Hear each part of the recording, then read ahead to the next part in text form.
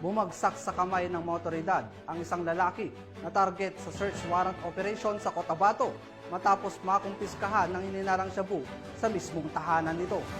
Naritong report mula kay Patrolwoman Jovelyn Dodoso.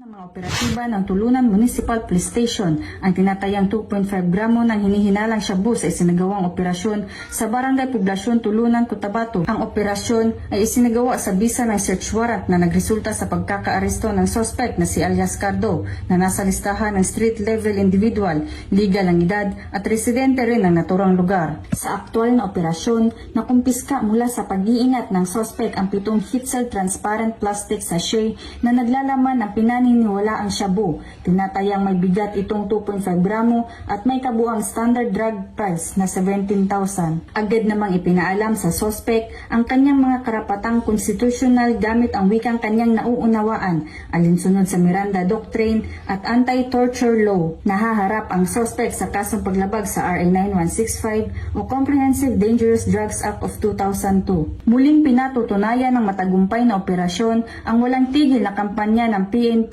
laban sa illegal na droga. Hinihikayat ang publiko na makipagtulungan sa mga otoridad upang tuluyang masugpo ang salot na ito sa lipunan. Mula dito sa General Santos City, ako ang inyong Police News Network Correspondent, Patrolwoman Jovelyn Dodoso, alagad ng batas taga-tagiliw ng Balitang Police.